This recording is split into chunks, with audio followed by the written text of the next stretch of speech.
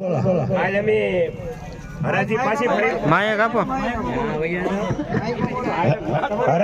હરાજી એમ કાલે ફરી વખત ચાલુ કરાવી તો રાણા સાહેબે એમ કીધું કે તમે તારે હરાજી બંધ કરાવી દો, વેપારી કોઈને માલ જોતો નથી એમ.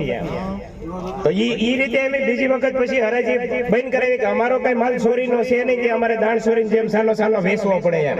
તો તમે તારે હરાજી બંધ કરાવી દો એમ, અમારે કોઈ ખેડૂતને માલ દેવો નથી એમ. હા, હરાજી ફરી વખત નહીં થાય. પેલા રાઉન્ડ નો માલ હતો એને 300, 350, 400 બધો કાપી નાખ્યો.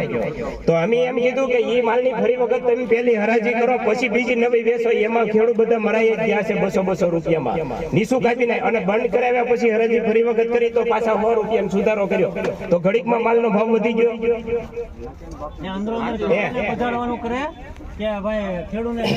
અને જેને દેવું હોય એ દઈ ગયો, ન દેવું હોય એ તમારા શેઠ ને કહી ગયો તે પેન્ટિંગ રાખી દે. હરાજી તો ચાલુ જ રહે એમ.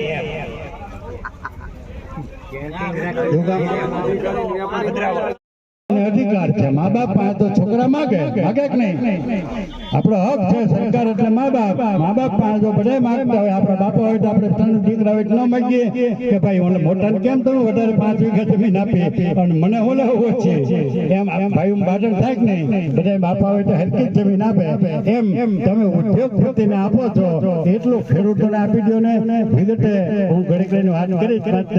હવા છે હું આવી દો કેમ લડવું ખબર એટલે બોલો બોલો કરીને આપણને છેતરી જાય. 5 ફૂટીને એમ કે તમે વેચી નાખો, તમે આમ બેઠા તમારી ડુંગળીને 5 ફૂટા 100 રૂપિયા વધારે આવશે. આજ ભરતજી આવવાના છે, કાલ ફલાણા આગેવાન આવવાના છે, કાલ કનુભાઈ આવ્યા છે, એટલે 5 ફૂટાનો ફેર કરી નાખો. કાલ 300 વેચાઈ દીધી, આજ 400 વેચાય એટલે ખેડૂતો ખુશી થઈ જાય.